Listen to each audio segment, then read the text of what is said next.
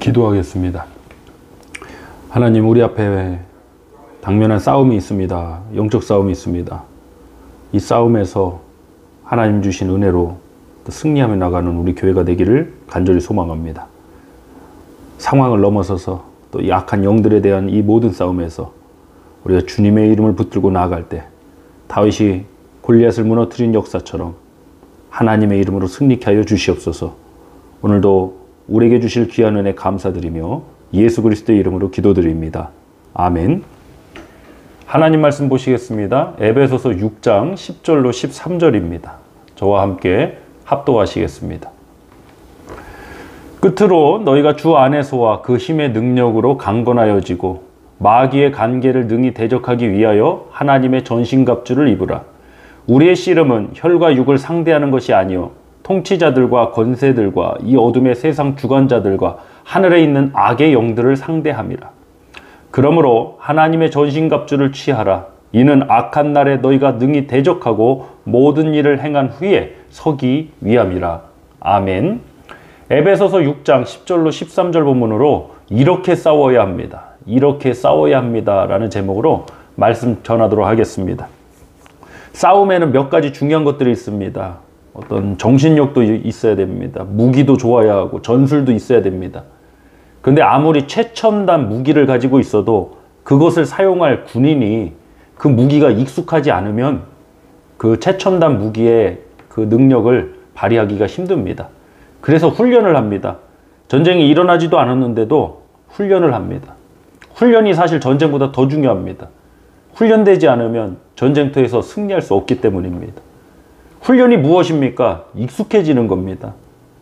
여러분, 우리도 여러 가지 모양으로 훈련된 바가 있습니다. 믿음의 훈련도 분명히 있지만 또 때로는 삶의 현장에서 우리가 훈련받는 모습들이 있습니다. 나도 모르게 익숙해진 것, 그것이 바로 우리가 훈련받은 것입니다. 저는 우리 성도님들이 악에게 단련받고 악에 익숙한 자가 되지 않기를 주님으로 부탁드립니다. 우리 하나님의 말씀의 사람, 믿음의 사람, 기도의 사람으로 훈련받기를 기도합니다.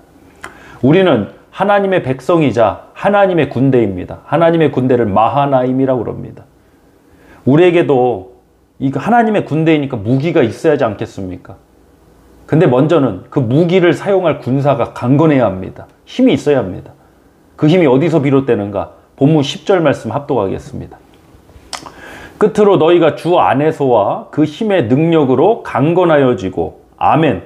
우리가 어디서 강건해진다고 했습니까? 주 안에서와 그 힘의 능력으로 강건해집니다. 여러분, 강해야 무기도 들 수 있죠. 힘이 없는데 무기를 어떻게 들고 싸웁니까? 힘이 없는데 어떻게 전쟁터에서 버팁니까? 강해야 합니다. 근데 그 강함이 어디서 비롯되느냐? 우리가 뭐 막 인상을 쓴다고 강해지고 막 어떻게 강한 카리스마를 뽐낸다고 강해지는 게 아닙니다. 주님 안에 있을 때 강해집니다. 하나님의 은혜의 힘, 하나님의 능력이 공급받을 때 우리는 강해지는 것입니다. 저와 여러분이 주님 안에서 강해지길 소망합니다. 주님이 주시는 힘의 능력으로 강건해져서 우리가 맡겨진 사명과 또 이 영적 전쟁에서 승리하는 귀한 은혜가 있기만을 간절히 소망해 봅니다. 우리 이어서 본문 11절로 12절 말씀도 합독하도록 하겠습니다. 마귀의 간계를 능히 대적하기 위하여 하나님의 전신갑주를 입으라. 우리의 씨름은 혈과 육을 상대하는 것이 아니요 통치자들과 권세들과 이 어둠의 세상 주관자들과 하늘에 있는 악의 영들을 상대함이라. 아멘. 우리의 씨름, 우리의 싸움은 혈과 육을 상대로 하는 것이 아니라 했습니다. 무기는 상대에 맞게 사용해야 합니다. 혈과 육의 싸움이 아닌데 칼이나 창이나 어떤 정치적 다툼이나 힘의 논리로 싸우려고 하면 안 됩니다. 우리가 그 프레임에 갇히면 안 됩니다. 교회가 정치적 논리와 힘의 대결에 그 프레임에 갇히는 순간 우리는 우리의 무기를 잃어버리고 마는 것입니다. 혈과 육의 싸움이 아닙니다.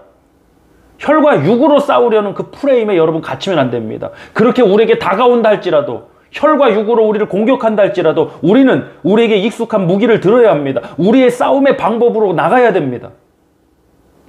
토끼와 거북이의 경주 이야기를 아실 겁니다.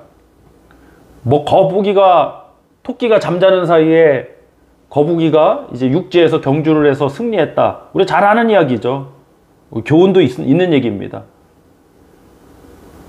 그런데 정말 이 거북이가 그런 얘기가 있지 않습니까? 거북이가 정말 제대로 승리하려면 왜 육지에서 달리기 시합을 하느냐는 거죠. 야, 우리 육지에서 달리기 시합하지 말고 저 바다에서 수영 시합하자. 내가 유리한 환경에서, 내가 익숙한 환경에서 싸울 줄 알아야 되는 것입니다.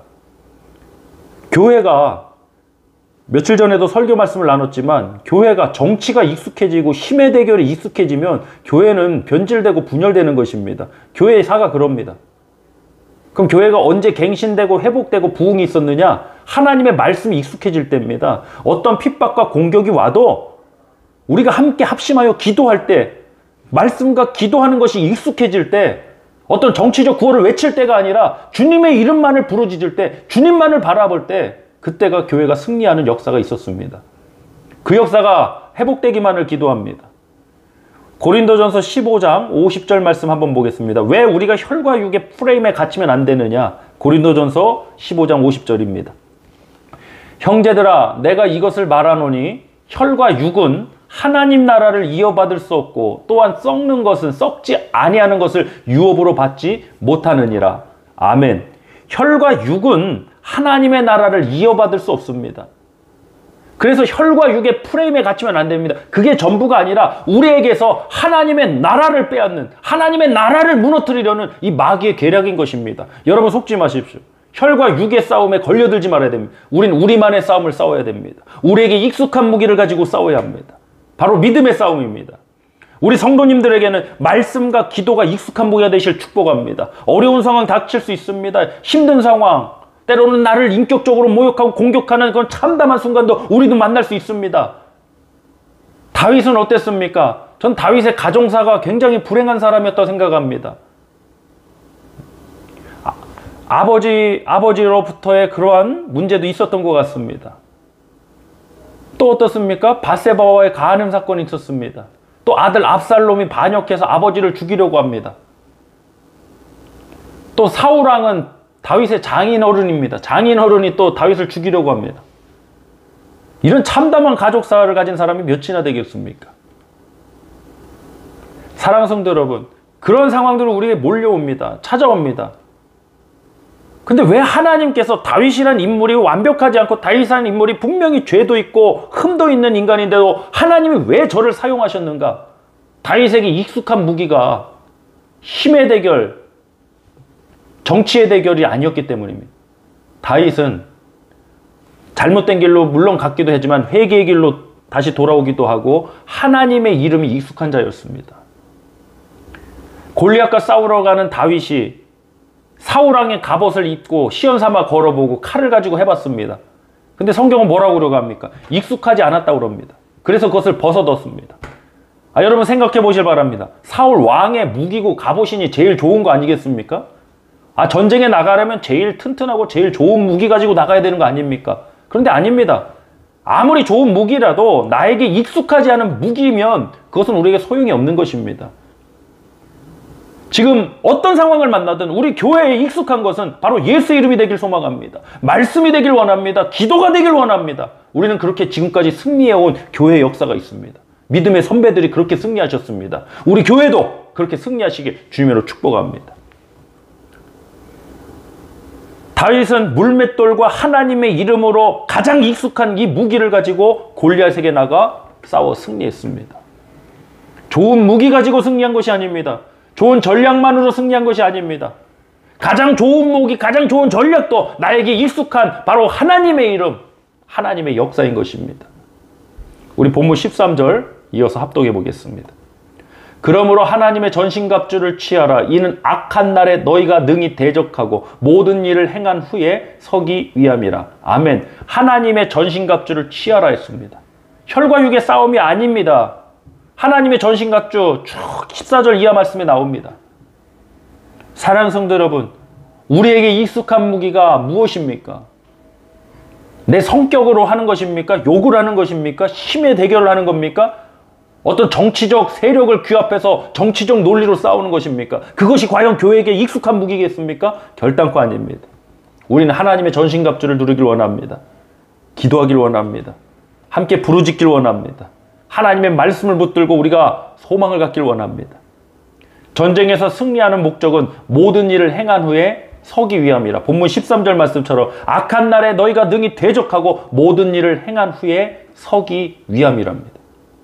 우리가 단순히 그 대적들을 짓밟고 그 억압 세력을 무너뜨리고 그것이 전부가 아닙니다. 우리의 목적은, 이 영적 전쟁의 목적은 바로 서기 위함입니다. 어디에 서는 것입니까? 코람데오, 인더 페이스 오브 하나님 앞에서 서는 것입니다.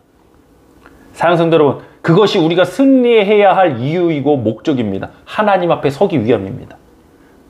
사람들 앞에 군림하기 위해서 우리가 승리하자는 것이 아닙니다.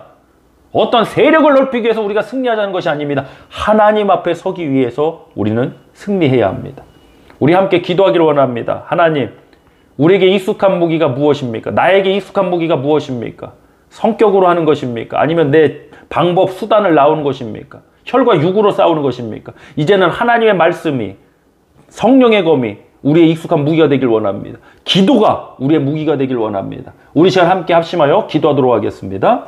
할렐루야. 하나님 아버지 감사드립니다. 하나님, 영적 전쟁 분명히 있습니다. 악한 날의 싸움이 지속되고 있습니다. 아버지, 이때 우리가 혈과 육의 싸움이라는 이 프레임에 갇혀서 혈과 육으로 싸우고 대항하는 것이 아니라 우리에게 익숙한 무기를 가지고 싸우길 원합니다. 하나님 주신 말씀과 성령의 역사로 나아가길 원합니다. 기도로 나아가길 원합니다. 하나님, 이 영적 전쟁에서 우리 사랑하는 성도님들과 삶이 승리케 하여 주시옵소서. 오늘도 주님의 은혜가 우리 성도님들과 함께 하실 줄 믿습니다. 아버지, 역사여 주셔서, 아버지 기름 부어 주시고, 아버지께서 능력에 능력을 더해 주셔서 하나님 앞에 서기 위한 이 전쟁, 우리가 사람들 앞에 군림하기 위한 전쟁이 아니라, 교회가 어떤 세력으로서 아버지 지배계층이 되기 위한 것이 아니라 섬김의 자리에서 하나님 앞에 서기 위한 전쟁으로 우리가 승리케 하여 주시옵소서. 오늘도 이 삶을 통해서 우리 교회 공동체를 통해서 역사하실 주님께 감사드리며 우리 주 예수 그리스도의 이름으로 축복하며 기도하옵나이다. 아멘.